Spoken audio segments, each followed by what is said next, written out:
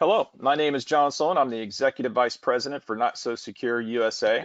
I want to thank you for joining this exciting and extremely informative webinar, The Art of Hacking: Introduction to Web Applications. Before we get into the heart of the presentation, I want to first highlight a little bit about who we are. NotSoSecure is an intricate part of Claranet Cyber Security practice. Claranet, our parent company, is one of the largest managed service providers in Europe and abroad, focused on modernizing and running critical applications and infrastructure 24/7 for our customers. The Claranet cybersecurity practice has over 20 years of experience in cybersecurity services and training for some of the biggest brands across the globe. We are one of the largest training partners of the globally acclaimed Black Hat Conference, where we train hundreds of participants in cybersecurity every year. What differentiates us from our competitors in cybersecurity is we hack and we teach. Our teachers are our hackers, enabling us to provide the most researched and capable penetration testers in the market. As teachers, our hacker training program encompasses training that supports Hacking 101 for beginners, which are individuals with little to no security experience, all the way up to advanced, to include advanced infrastructure hacking, advanced web hacking. We also specialize in cybersecurity training focused on DevSecOps and hacking and securing cloud. This webinar is an introductory to our 2-day basic web hacking course.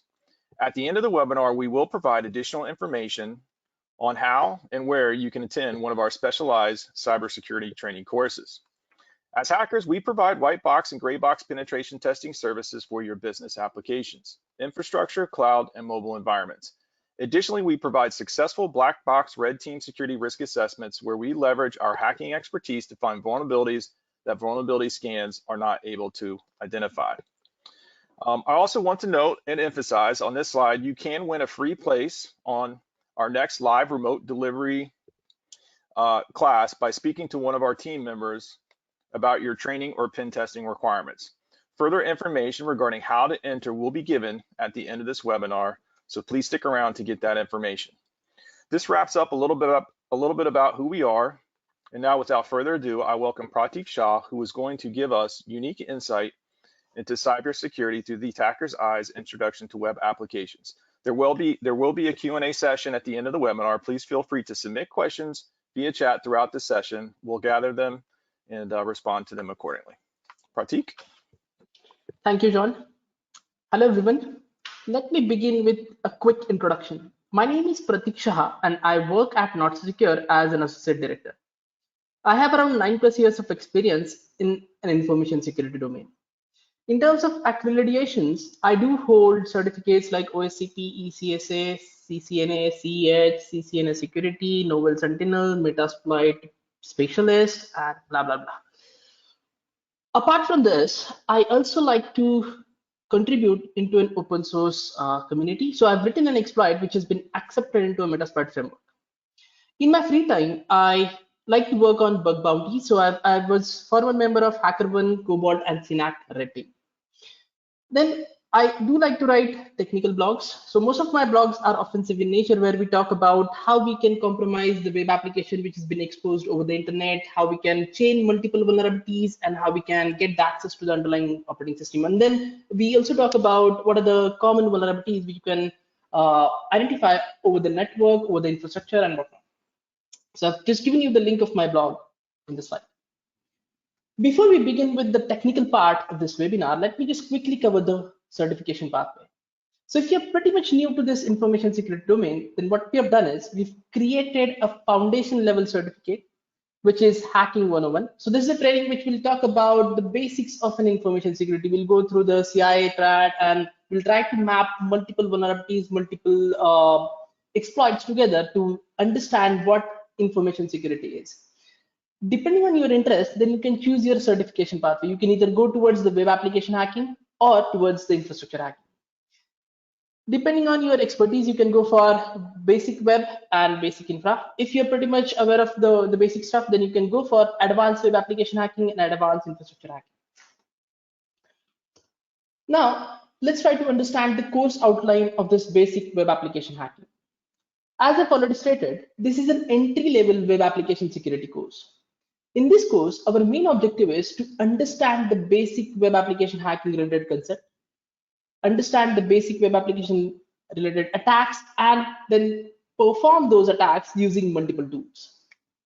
Just to make sure that our delegates are getting an hands-on experience, what we have done is we've created a vulnerable lab around this particular training. And our lab basically simulates the real-time application environment, where you will see that you have multiple functionalities which simulates the real-time application, and you are now trying to attack those functionalities. You're trying to identify the business logic flaws. You're trying to identify multiple vulnerabilities in that particular application. You may be curious, like, why am I here? What I can get once I do this training or once I complete this webinar. So if you are a penetration tester, you'll be able to understand and practice the hacking methodology. Then you'll be able to perform manual as well as automated attacks on the web application. You'll be able to perform a web application security assessment on the client web applications.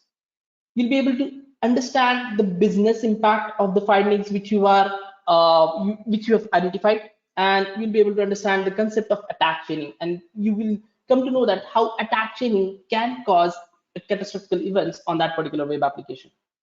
If you are a blue teamer, if you are into a defense side, then you will be able to understand the mindset of an attacker and how attack chaining can be abused by attacker to achieve the highest severity of that particular vulnerability. This and lot more is covered in our basic web application hacking course and lab. With this, let's quickly start with the technical part. Just to make sure that we cover most of these vulnerabilities in a proper flow, what we've done is we've created a scenario. So this is a hypothetical scenario. We are just going to assume that we have one client, and that particular client has given us an assessment of web application security. Our main objective is to perform an authenticated web application security assessment and demonstrate a real-time attack. During that particular engagement, we need to identify and exploit the web application related vulnerabilities, and then try to demonstrate like how we can access the sensitive data from that web application. Before we go into the attack part, let me quickly cover the hacking methodology. Most of the time, whenever we try to perform this web application security projects, our clients, they do come back to us and they ask us a question saying that how you make sure that you've achieved a good coverage on our web application. Just to answer that question, what we do is we just give them a quick walkthrough of this hacking methodology. This hacking methodology, what it does is it divides your pen test in 5 different phases. Most of the time, the pen test will start with enumeration and information gathering. So in this phase, depending on our approach and depending on our objective, our main area would be to identify the information about that application. It can be the framework level info, it can be the CMS level info, it can be the information about that particular organization.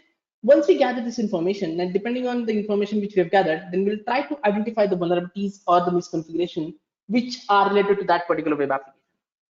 Once we've identified vulnerabilities, then we'll try to exploit those vulnerabilities, and that is where your phase 3 will come into the picture. Now, exploitation is a very important phase of your pen testing. Depending on what kind of vulnerability which you have exploited, you may get an access to, let's say, internal infrastructure. You may get an access to the sensitive information. You may get an access to the AWS keys. So depending on the scenario which you are trying to exploit, you will then try to plan your post-exploitation.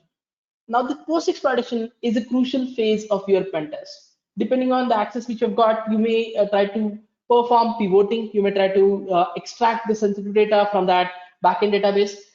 Sometimes it may happen that you may need to use unavailable privileges to do pivoting, post-exploitation, and all other activities. And that is where you again go back to the enumeration phase, and you will start to enumerate the internal infrastructure of that organization. Now, when we cover this particular hacking methodology multiple times, at one point of time, you will realize now you have highest possible privileges on that web application or on that infrastructure. That is how our hacking methodology helps us to achieve a good coverage on a client infra or on a client web application. Cool. So let's start with the basics. Let's talk about an HTTP protocol. HTTP stands for Hypertext Transfer Protocol.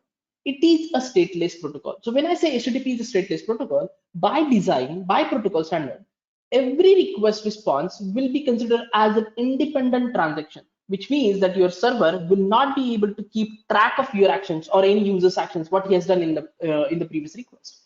That is what the protocol standard says. So HTTP is a stateless protocol. Whenever we are communicating over an HTTP protocol, the major components which plays the communication role is request and response. Your HTTP client will always send a request and the server will send a response which is appropriate to that particular request. If we talk about the versions of an HTTP protocol, then we do have HTTP version 1.0, 1.1, and 2.0. Then there is a protocol called HTTPS, which is nothing but an HTTP over SSL. It's a secure communication. HTTP by default, it's a clear text protocol. So whenever you send a traffic over an HTTP, the traffic will go in a clear text format until and unless you have enabled an SSL over that HTTP. And that is where HTTPS will come into the picture. Let's quickly look into the structure of HTTP requests. Now, the major components which are being kept inside the HTTP request are nothing but method, resource, host header, then you have user agent string and cookie. Each and every component has its own significance meaning in terms of the web communication. Your HTTP methods, they play a major role of transferring data, sometimes fetching data from the web server. Then resource is nothing but the endpoint which you are trying to access in your web browser. Hoster is nothing but the domain of that particular URL. And then the user agent is nothing but the application which is trying to access that URL. Most of the time, the user agent will be your the browser version, and that will basically give an information to that particular application server that this device is trying to access the website. And depending on the device info, the browser, the server will try to load that page in that particular device. Every request, as I stated earlier, it will have an appropriate response from a server if the request is being structured in a proper manner. Now, response, it does have multiple components, like you have a response code, then you have web server and application server type details, then you have cookie parameter, set cookie parameter, and then you have an HTML content which are being loaded inside your browser whenever the response comes from that particular server. Whenever we perform web application security assessment, the first and the tricky part of that particular engagement is to understand the attack surface of that web application. Now, attack surface, if you talk about the layman language, attack surface basically describes the different entry points which can be abused by an attacker to perform different attacks on those particular applications. Now, when we talk about these different entry points, it can be input field, it can be HTTP methods, it can be headers, it can be cookies. Sometimes you also need to understand the business logic of that application, and depending on that, the attack surface of that particular application may vary. So if you are testing a financial based web application, the attack surface of that web application may vary depending on all these inputs which we have just discussed. Next very important thing which we need to understand whenever you're performing a web application security project is OWASP. OWASP stands for Open Web Application Security Project. It is a non-for-profit organization. So what they do is they basically collect data from the community and they basically list down the top 10 vulnerabilities which can be identified on the web application. Just for your reference, what I've done is I've basically listed OWASP Top 10 2013 and OWASP Top 10 2017, both the lists. If you look closely, you would notice that A4 and A7 from the 2013 list has been merged together and they've came up with a new name, Broken Access Control, and they've listed it inside OWASP Top 10 2017. They've also introduced 3 new vulnerabilities because they've identified that now these are the upcoming vulnerabilities, and these vulnerabilities, they do have serious impact on the web application. So they've basically added XML external entity related attacks, then insecure deserialization, and insufficient logging and monitoring in OWASP Top 10 2017. Just a key thing to note here is these are just top 10 vulnerabilities. These are not all the vulnerabilities. So what they do is they only list top 10 top common vulnerabilities which can be identified on the web applications. Now, let's talk about proxies in terms of a penetration testers perspective. So whenever we are performing a web security assessment, the major tool which will be used by the penetration tester is proxy. Now, proxy in terms of web application security, it works as man in the middle kind of tool. For an example, if you look at this snippet, let's assume that's our workstation and we are trying to access a website, let's say xyz.com. What we do is we basically start a burp proxy suite on our workstation. Whenever the request goes from the browser, it will be intercepted by burp proxy. And in burp proxy, we can now modify the parameters of that particular request, and then we can forward it to the server, which means that for server, our burp suite will become a client, and for client, our burp suite will become a server. So that is why we say that the proxy tools are nothing but mind-limited kind of tools where we have a capability to play with the request and response which are being sent over the network. Let's quickly look into the burp suite part. So this is just a look of burp suite dashboard. This is how it looks. It is an intercepting proxy server that operates as man in the middle between browser and your HTTP server. We've already discussed about it. Our next demo is just going to be a quick walkthrough of how you can use burp and how you can configure the burp to intercept the traffic from your web browser. Right now, what I've done is I've basically created a malicious or a vulnerable web application, and this is our burp suite, which I've ran on the same machine.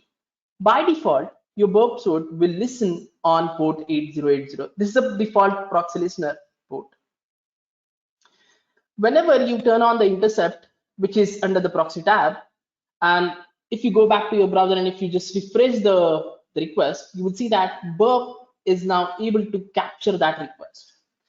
Now, the part which I'm highlighting is the method, then the resource, then the HTTP protocol version, then the cookie header. This is how your request would look like. Now, the next component which I would like to talk about is a repeater. Repeater is actually a module inside a burp which has a capability to repeat same request again and again. For example, let's say I'm performing a pen test and where I want to just send same request by modifying the parameter again and again to the server. In that case, I can use repeater and I can easily monitor the response of that request. Another very important tool is intruder. We are going to talk about intruder in more detail in next few demos.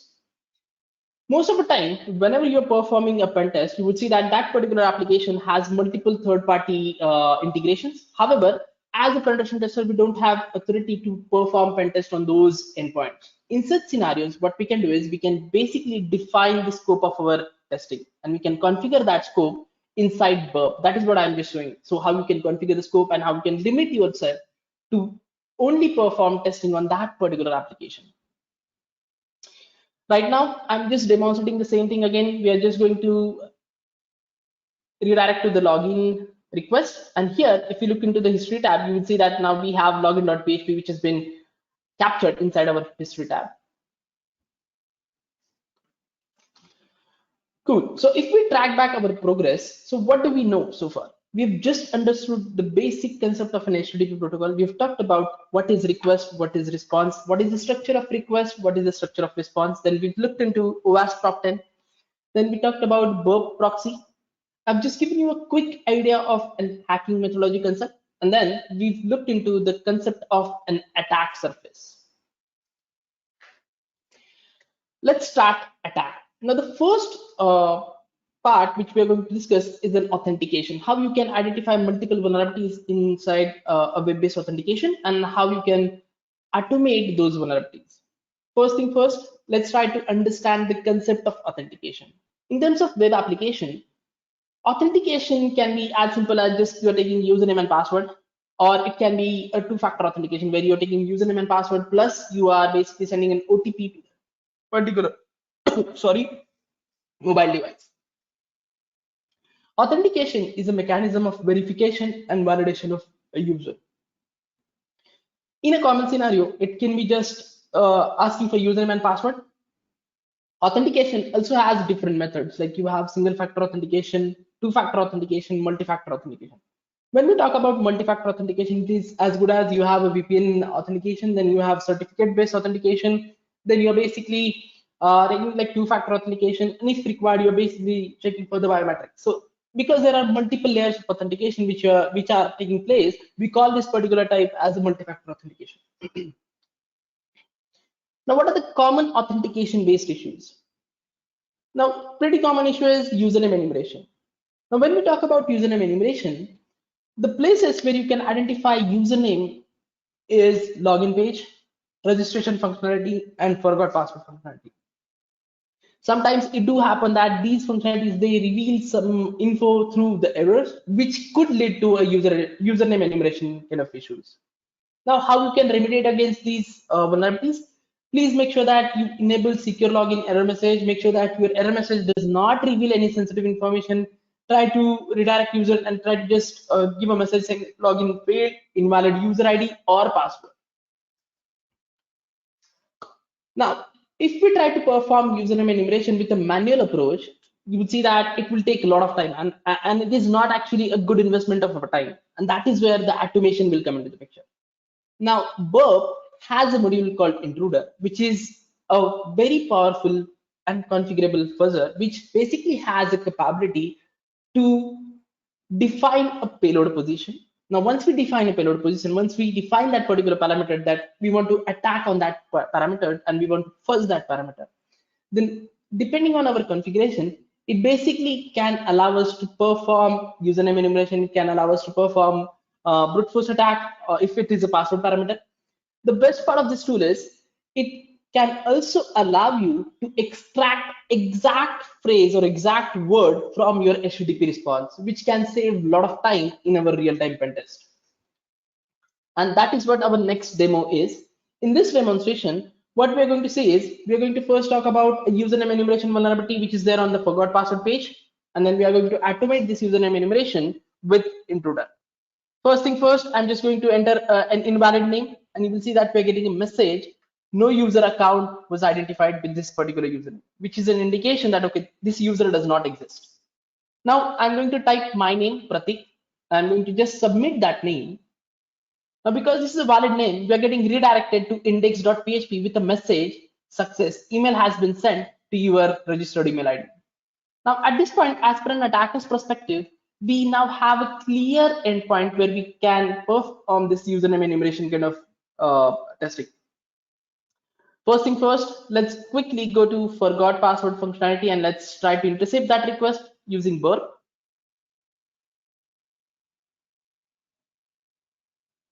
Now, as you can see, we've already intercepted this request. I'm going to send this request back to the repeater.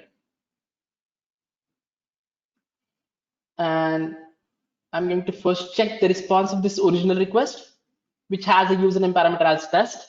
And you will see that we are getting 302 response with a location header as forgot password.php.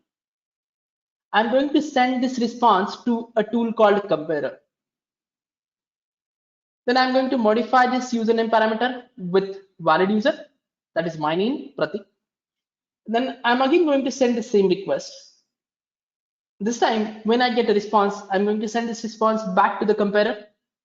Now, we're going to compare these responses. This is the best part of this particular tool. So what it does is, it basically highlights the modified section of that particular response. It highlights the deleted part as well as the newly added part. If we look closely, now we have different location header for valid and invalid users. We can use this information for our intruder-based fuzzing. So let me just send this particular request to the intruder. Then what I'm going to do is I'm going to first select a parameter on which I want to perform this fuzzing. So this is a username parameter. Then I'm going to enter or add a payload list. You can basically copy paste the payloads in this particular dropdown.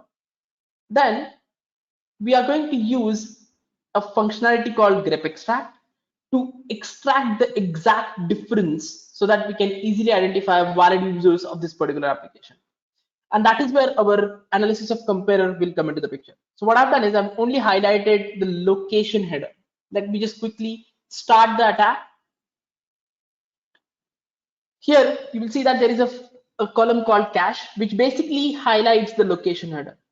And if we analyze our username and the response, you will see that the location header for valid username is index.php.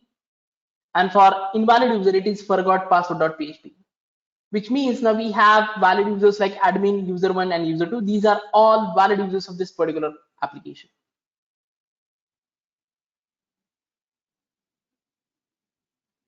I'm just highlighting the same thing. For a valid username, the response basically has a location header index.php because it redirects you to that index.php. I'm just going to stop this attack. And this is how you can automate the username enumeration through Intruder. Okay, now let's assume that we've identified valid users of that application. What next? Now the next attack which we can do is attack on the password. For that, we need to understand like common issues which can be identified on the password parameter. So we have issues like password complexity based issue where your password is not that much complex and you are just accepting password as single character or 4 characters. You don't have any password complexity checklist or validation place at the server end. Then there are issues related to the faulty password recovery logic. Then the issues related to password storage, like data at rest kind of scenario, where the passwords are being stored in the clear text format in the backend database. Let's talk about brute force attack. Now, when we have a valid username and if it is a single factor authentication, the next attack which we can try is online brute force attack on that particular login functionality. Whenever we are planning for an online brute force attack, the first thing which we need to do is we need to enumerate the username. This is the victim username which we are going to perform an online brute force attack on. Then, depending on our requirement, we can choose multiple tools. We can choose tools like Burp, Hydra. Sometimes these tools, they can give you an added or advanced features like you can force delays between your attempt so that it can help you to get or achieve the added level of stealth. However, keep in mind that these online attacks, they generate a lot of logs, which means that they generate a lot of noise. And it is bound to happen that if the client has a proper monitoring in place, these attacks can be flagged by the client SOC team.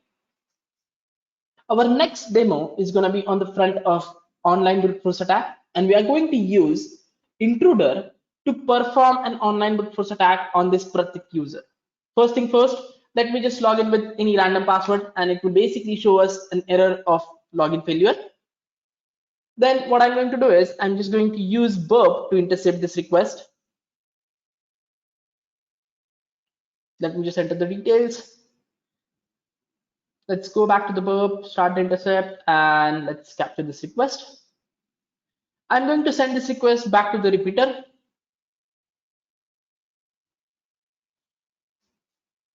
And here, if we send this request to the server, you'll see that we're getting a clear message of login failure or login failed.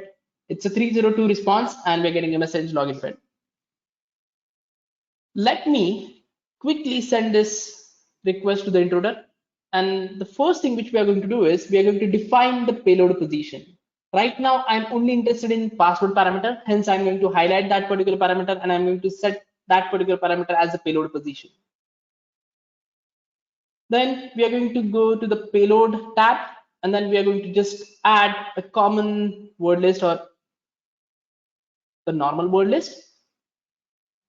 Again, the same thing, we're just going to perform a grep extract and we're just going to highlight this part so that our Burp will only flag or only filter down those results and it will just show us in the separate column. So if you look closely, you'll see that now we have a column of HTML and which basically clearly highlights that login failed message, which we have just selected in grep extract section. And for test@123, you will see that we got a message login successful. It is a clear indication that this particular user has a password as test@123 because we're getting that message. Let's quickly verify these credentials just to make sure that we are actually able to log in with this particular credentials in that user's account.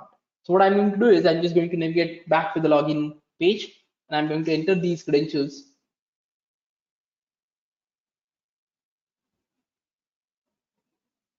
And as you can see, now we are logged in as Pratik.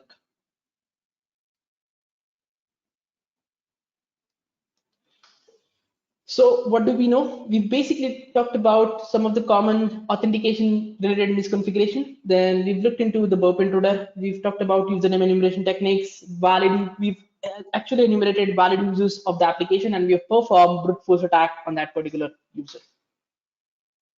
Let's talk about exploitation. And in this section, we are going to focus on client-side exploit. We are going to talk about cross-site scripting.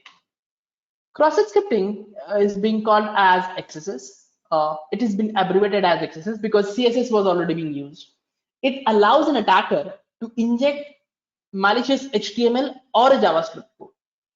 It is actually a server-side error, but a client-side attack. When I say client-side attack, as an attacker, whenever you inject an HTML malicious code, that code will always be executed in a client browser. That's why we say that it's a client-side attack. XSS occurs when the user is able to submit a data, which is then directly written by the server without properly being sanitized. In effect, it is possible to craft a valid request that will result into a client-side code execution, which could basically allow us to execute malicious scripts in client browser. Now, if we talk about different types of XSS, then we have reflected XSS, stored XSS, and DOM-based XSS. Reflected XSS is an attack where it only affects a single user who is basically clicking on that particular URL. So as an attacker, we may need to change this particular vulnerability with phishing or with some other issues, and we may need to trick a victim to perform that action for us. Then and then only the script will be executed in his or her browser. On the other hand, we have stored XSS, which basically allows us to inject a malicious script which will be stored on a server. Whenever any user visits that functionality or visits that page, that script will be executed in the user's browser, and then it can basically allow us to execute malicious JavaScript code in the browser context of that particular user. Now, because the script is stored on the server side, we call this particular attack as a stored XSS. Then we have DOM-based XSS. It is a document object-based XSS, which basically allows us to define source and sink, and then we'll be able to perform this kind of attack on the victim user. Our next demo is gonna demonstrate how we can identify cross-site scripting, how we can enumerate cookies, and how we can exploit the browser of users using this cross-site scripting vulnerability. First thing first, right now what we are doing is we are basically trying to identify a point of reflection. So this V parameter, it basically gives us a reflection back into the browser.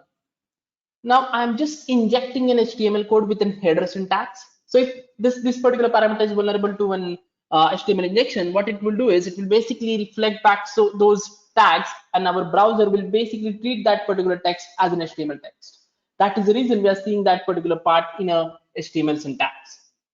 Then let's go ahead and let's try to make things more interesting. What I'm going to do is I'm going to enter a script tag. Whenever we enter a script tag, whatever which is between those script tags will be treated as a part of JavaScript. Let's try to retrieve cookies using document.cookie. Now document.cookie is actually a parameter which allows us to fetch the station of that particular window, and then it will basically show that station in an alert box. Let's quickly go ahead and let's try to enumerate the domain of this document. So this domain will be NotSecureApp.com because we are actually on that particular domain. Now the next thing which I'm going to do is I'm going to inject a URL of Beef hook. So Beef is a browser exploitation framework. What it does is whenever we identify a cross-site scripting like vulnerabilities, it basically injects a malicious JavaScript code which could allow us to hook that client browser. Right now, if you see, what I've done is I've just injected a source parameter inside my script, and I've basically injected that Beef hook as a source URL. Let's forward this request. And if everything goes well, then you would see that we are basically seeing the same version related tab. On the other hand, in my Beef server, I'm actually seeing a request from NotSecureApp.com, and if I scroll down, you will see that we are basically seeing multiple details like what is the browser which is being used by that client, then what is an operating system, what is a domain, what is the cookie of that particular user, session ID of that user. So all this information can be easily enumerated once you have a cross-site scripting attack. So cross-site scripting can also be chained with multiple vulnerabilities to demonstrate the severity of this particular issue. Okay, so after this, what do we know? We've basically talked about the different types of cross-site scripting. Then we've understood the concept of cross-site scripting, and I've given you a quick introduction of Beef browser exploitation framework. Next topic which we are going to discuss is SQL injection. And in this section, we are going to talk about how we can perform a manual exploitation of an SQL injection. First thing first, let's try to understand the concept of database. Database is nothing but an endpoint which basically allows us to store a data in a structured format. Now, whenever we are trying to query that data, we use a language called SQL, structured query language, which has the capability to fetch for that particular record which is there in the database, and it just allows us to get that record on our web browser. For an example, let's say I'm trying to purchase a laptop from xyz.com and I'm only interested in this particular module. Let's assume that this particular website has a search feature and I'm just entering this particular module. So whenever I enter this module, it will basically go to the application server. Application server will take that parameter from my request and it will put it into an SQL statement. Now, in this scenario, because this is a vulnerable server, what we've done is we've basically created a dynamic statement which allows us to exploit an SQL injection. So this database will basically fetch all the records for this XPS 15, and it will just print down all that data records in our web browser. That is where the attack part will come into the picture. Now, SQL injection, if you look at the concept of SQL injection, it allows an attacker to inject a part of SQL statement which can tamper the logic of backend SQL query, and which could result into the disastrous situation on a database. For an example, let's assume that we have a web application which has a username search functionality or username lookup functionality. Developer, what they've done is they've just used a simple select statement to query that username. So whenever you enter that username in that search functionality, it will just put that username directly inside a query, and it will basically try to query that user. If it exists on that database, then it will just give you the username, then the email ID and the date of birth of that particular user. Let's assume that I'm an attacker. So what I do is I enter this payload, single quote or 1 = 1. Now, at the time of query execution on the backend database, this query will execute like this: select star from users, where username is equal to blank or 1 = 1. Depending on how you've implemented the data catch-up or data retrieval on that particular application, it may reveal the first record of that particular database, or it may just dump all the user database which is there in that particular table. Now, SQL injection, as I've stated earlier, it involves placing an SQL statement inside the user input. Now, the impact of SQL injection is pretty critical. So it can affect the confidentiality, it can affect the integrity, and it can affect the availability of your business or of your web application. Now, what are the types of SQL injection? So we do have multiple types. Like we have error-based SQL injection, which basically relies on the error messages, and it basically allows us to extract the information through the error messages which are being thrown by the database. Then we have union-based SQL injection. It uses an union operator, which is almost always supported by all the databases. Then we do have blind SQL injection, where no data is being displayed on the web page. We just need to rely on the logical operators to make sure that our query is in a true or false format, and that is how we can extract the data from the blind SQL injection. Then we have time-based SQL injection, where we use functions like sleep, wait, delay to basically extract the data from the backend database. Then there are advanced types of attacks like out-of-band SQL injection, which are kind of rare. But in these scenarios, what you can do is you can basically use different protocol to exfiltrate that data to your server. In this section, we are going to talk about union-based SQL injection. It is mostly applied when the injection point is in a select query. So you have a select query and you have basically identified a parameter which is being used in that particular select query. If that application, if that parameter is vulnerable to an SQL injection, then in that case, you can rely on the union-based SQL injection. However, before we extract the data, we need to know the number of columns and their data types within the original query. The best part of this attack is, as I've already stated, union operator is being supported by almost all the databases. The best part of this attack is it works against all the databases.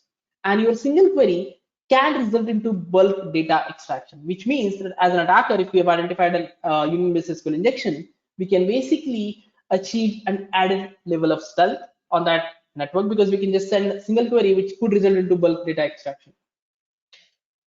Our next demo is going to be focused on an SQL injection, and we are going to first identify a parameter which is vulnerable to an SQL injection, and then we are going to perform a manual exploitation of that SQL injection.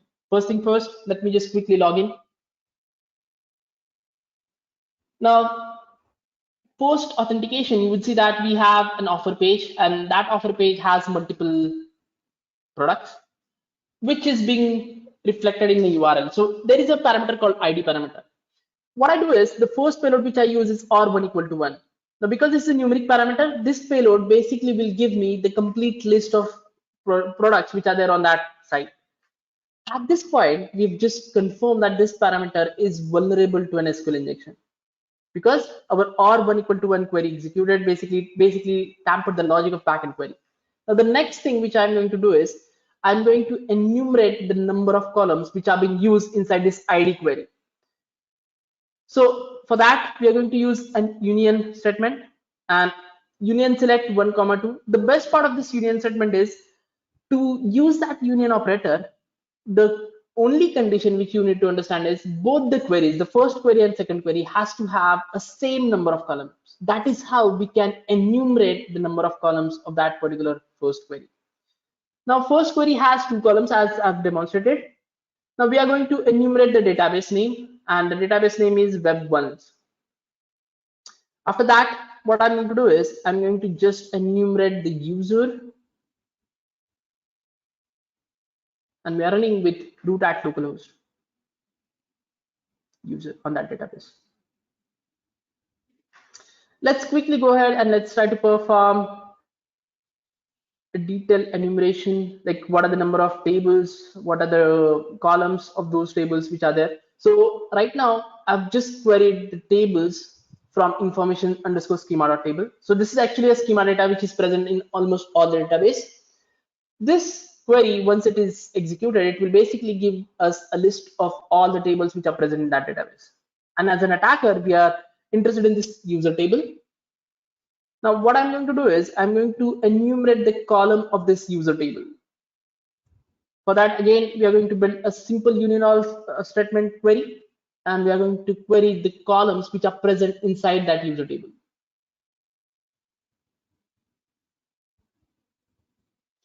And you will see that we have ID, first name, last name, password, username, email, registry date, and these many columns are present inside that user table. Let's quickly go ahead and let's try to identify the username and password. Let's try to dump those in our browser window. What I've done here is I've used a simple concatenation operation or operator, and we basically queried ID, username, and the password hash which is there inside that database. And it basically dumps the complete data of all the users. Okay, so what do we know? We've basically understood the concept of SQL injection. Then we've talked about what are the different types of SQL injection. Then we focused ourselves on the union-based SQL injection, and we've performed a manual exploitation of union-based SQL injection. Okay, the next topic which we are going to discuss is web shell. And here we are going to talk about malicious file upload related vulnerabilities and how as an attacker we can change these vulnerabilities to perform a web shell upload. Now, what are the common issues which are there inside file upload? Sometimes you may come across a situation where your web application performs an insufficient checks, which could allow an attacker to upload malicious file. So when I say malicious file, it may allow you to upload HTML, SVG, XML files. It may allow you to upload multi-extension files. It may allow you to upload ICA related files, like which are virus related files. These could be abused by an attacker to perform different types of attack. Even in some scenario, your file upload functionality may also allow you to upload an web shell related files like .php, .asp, .aspx files. Now, what are web shells? Web shells are nothing but a simple code which provides us to interact with an underlying operating system through the web-based approach. So basically, they may include functions like system. They may include some other functions which are equivalent to executing commands on the underlying operating system, depending on the coding language, and they may allow us to interact with the underlying operating system by just injecting our command. Now, web shell can be written into PHP, ASP, JSP. There are multiple languages in which you can write a web shell. Web shell has the capability to traverse the directories. Web shell has the capability to modify, delete files from the application server. It can also allow you to execute SQL statement, execute code on that application server. Sometimes it may allow you to upload and download files. You may think that because web shell is doing a lot of these things, the code which would be treated as web shell can be complex in nature. Just to give you an idea, this is a code of simplest web shell which is available in PHP. So what we are doing here is we're basically using a command parameter. We're passing that parameter to the system function, and we're trying to execute that command using the system function on an underlying operating system. So this is just the simplest form of PHP web shell.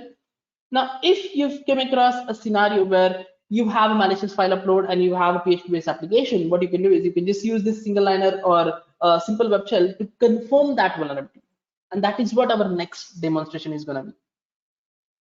Now, in this demo, I'm going to show you how we can identify malicious upload functionality and how we can perform an interaction with an underlying operating system by uploading a web shell. First thing first, we have a file upload functionality under a profile tab, and here there is a image upload feature which allows us to upload an image.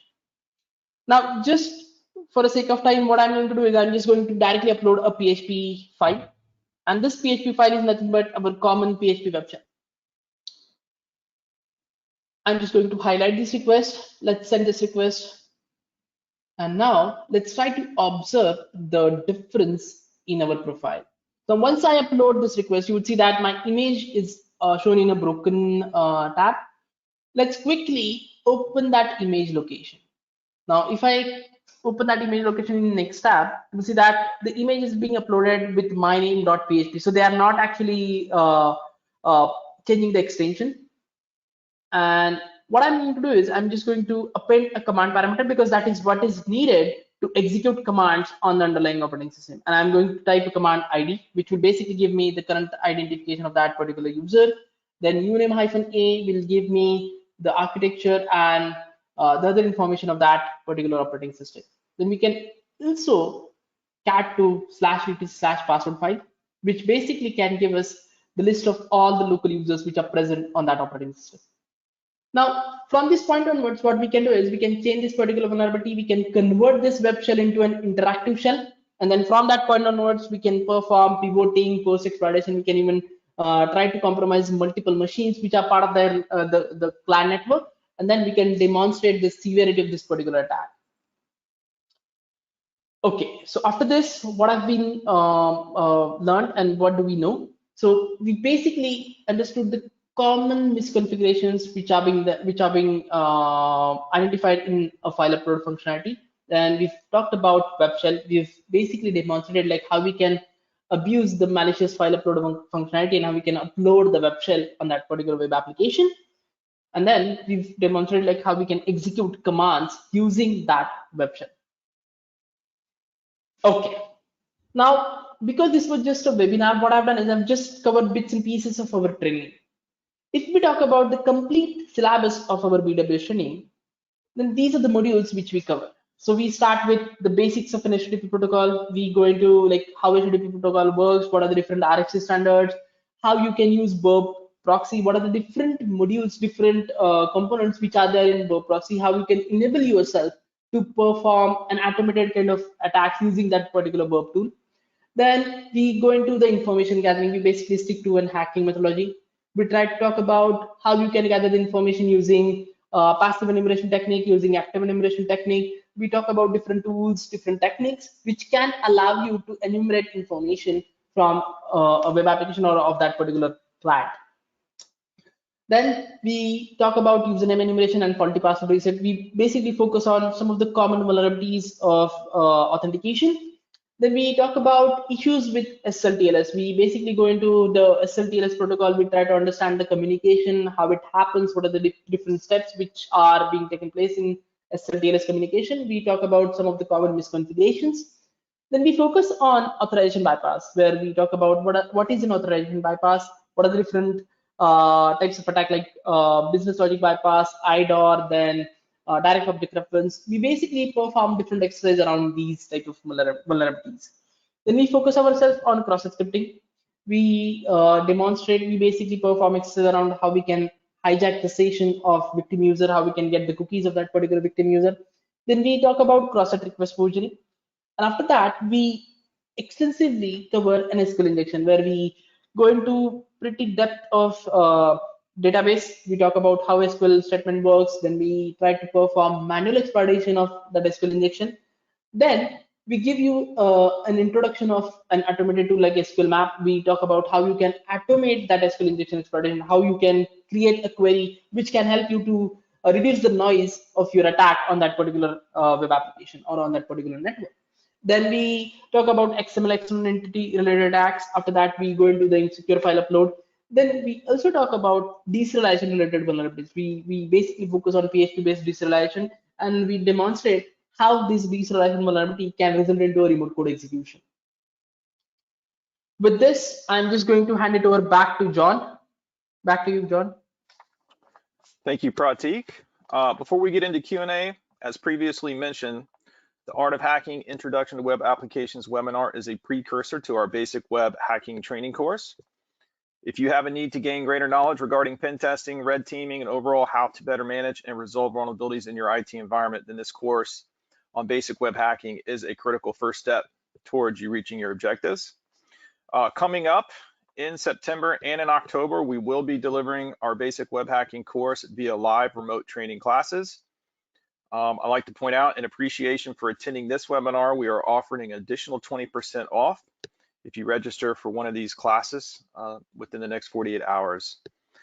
These next few slides highlight additional available courses and upcoming webinars. These are also available to view on our website under events. If you guys want to just go through that. As previously mentioned, there is a webinar prize drawing. To arrange your call and gain entry to the prize drawing, please email us at contact@notsosecure.com, and we will follow up with you in short order. As a reminder, we teach and we hack. If you're in need for or have future needs for a cybersecurity risk assessment, we'd be super grateful to discuss that as well. We will be providing additional information via the email you provided, and we look forward to speaking with you in the near future. So thank you. We now open it up for Q&A. Please use chat to ask your questions, and we'll start off with first question, and I'll hand it over to you, Lizzie. Hi, thank you there. Thank you, Pratik, for that really interesting and informative presentation there. I really enjoyed it myself. So we have had a few questions in, which is great. So I'll just get asking them. If you do have any questions, like John said, then please just send them over to us and we can ask them for you. So one of the questions we've just had in now is, what are the skills that are needed for this for these courses specifically? So what are the skills needed for the web hacking course? Now, because this is a basic web application hacking course, there are no mandatory requirement. You can just start like pretty basic knowledge of IP address and only web communication. But that is not mandatory. You can just start anytime. It does not have any hard and fast requirement. Okay, great. And another question is that we've had through is, after I've taken the course, what would be the next step and the next course available for an ethical hacker? Okay, so for that, let me just quickly go back to our certification pathway.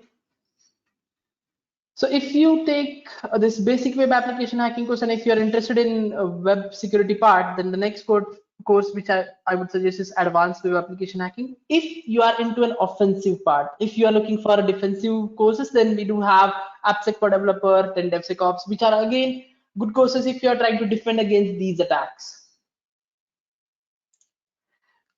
Great, thank you for that. And another question we've had into is, what is specifically the lab access that you offer?